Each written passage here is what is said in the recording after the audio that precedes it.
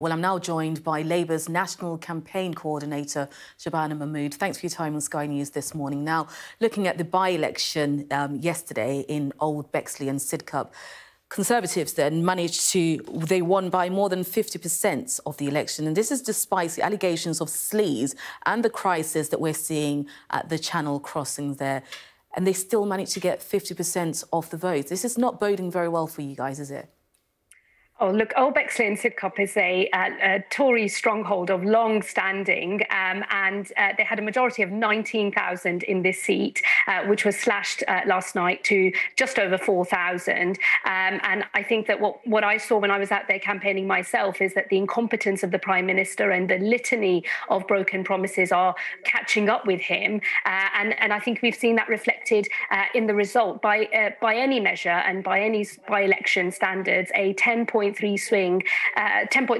swing towards us is an extremely good result for the Labour Party, because we know that if that result was replicated on a uniform swing across the country at a general election, that would put us within touching distance of a majority Labour government. So I think the Prime Minister should be worried, because Tory campaigners in that seat will know that a true blue Tory heartland like Old Bexley and Sidcup was returning a lot of dissatisfaction with the Prime Minister and his government, and people are very frustrated. They are fed up. They're fed up with the sleaze. They're fed up with the broken promises. And I think many Tory voters registered that yesterday. Some of them stayed at home, and many of them made the switch over to the Labour Party. And for that reason, it's a very good result for us. But are they, though? Because, as I said, they've got 50% of the vote. Also, your leader, Sir Keir Starmer, is really struggling to push through to people. He has made some gains, of course, when it comes to the polling this week. But overall, he's just not pushing through, is he? Boris Johnson still maintains his position.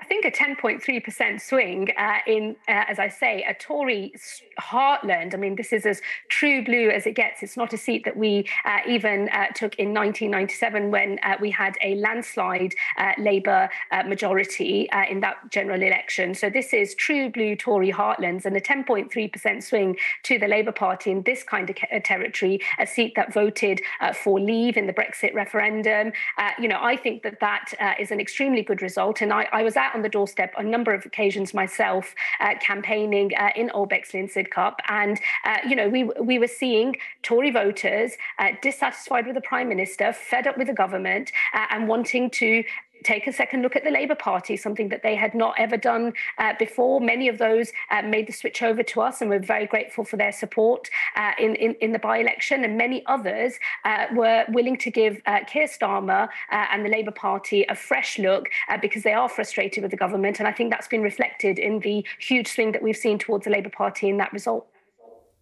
Now, Sharon Graham, who's a new General Secretary of Unite, your party's biggest financial backer, has warned that they will cut funding directed elsewhere. This must be very worrying for your party.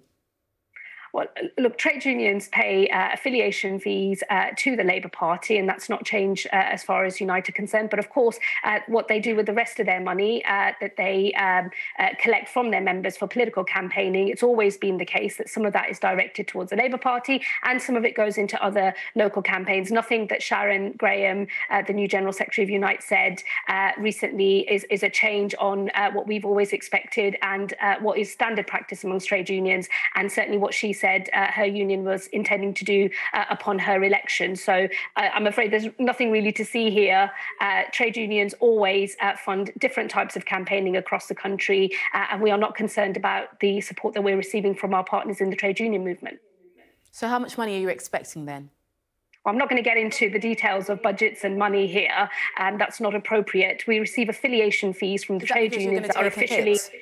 We receive affiliation fees from the trade unions that are officially affiliated to the Labour Party, and that's always recorded and published. It's a very transparent process. It's the cleanest money in politics, and you will see that when that comes in. But we're also expecting, as we always get from our friends across the trade union movement, it's not just one trade union. There's a number of trade unions that support the Labour Party, and I'm sure they will continue to do so ahead of the general election. Very quickly, Christmas parties, will you be holding any at all? My staff and I, a small team in my constituency office in Birmingham, we normally have a small get-together, and we're intending to continue with that. We'll obviously follow all the guidance that's available at the time, and we will take our precautions with mask wearing and so on as well. But we all want to see Christmas go ahead as and people to enjoy themselves. We want to see the government do everything in their power to make sure that everybody can have a good Christmas, and that means getting this new variant in particular under control. We have called for the government to introduce or reintroduce pre-travel testing for people coming into the UK. We think that that is one of the strongest measures that the government can take to make sure that the new variant does not spread and that Christmas is not affected. Shabana Mahmood, Labour Party National Campaign Manager, thank you very much indeed for your time. Thank you.